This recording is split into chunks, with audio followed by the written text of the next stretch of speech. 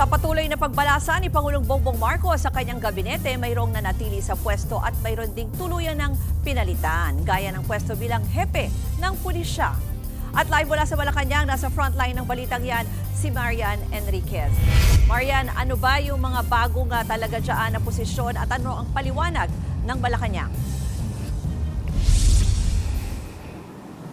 Yes, Ruth, sa limangang pinagpilian ni Pangulong Bongbong Marcos na naigpo si PNP CIDG Chief Nicolas Torre III bilang bagong hepe o PNP Chief at papalitan nga po niya si outgoing PNP Chief Romel Marbil.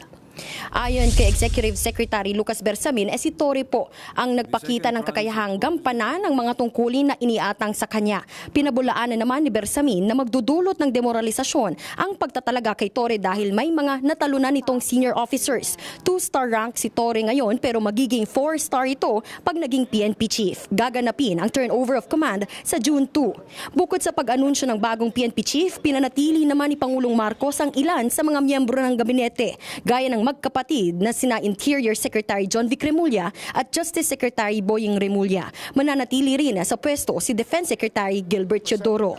Ruth, hindi naman nabanggit nga po ni Executive Secretary Lucas Bersamin kung bakit nga dinecline ng Pangulo itong resignation ng magkapatid na Remulla at ni Teodoro. Pero maalala po ninyo, talaga naman pong malapit na kaalyado sila ng Pangulo. At sinabi rin ni Bersamin, igaling na lang din po itong discretion ng Pangulo sa pag-a-appoint at yung pagtanggi nga o hindi tanggap ng mga resignation itong mga nasabing opisyal. Balik sa iyo, Ruth. Marian, pero itong si CHED Chairman Popoy de Vera, tinanggap daw pala yung kanyang resignation letter. Anong paliwanag ng Malacanang dyan?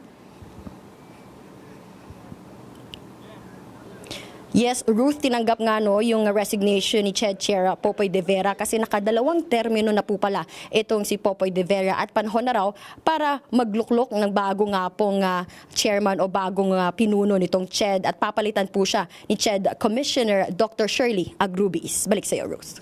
Yan po ang Express Report ni Marian Enriquez. Mga kapatid, ako po si Ruth Cabal. Maging maalam at may pakialam sa mga may init at rumaratsadang balita sa Frontline Express. Para maging updated sa balitaan, mag-subscribe lang sa social media pages ng News 5.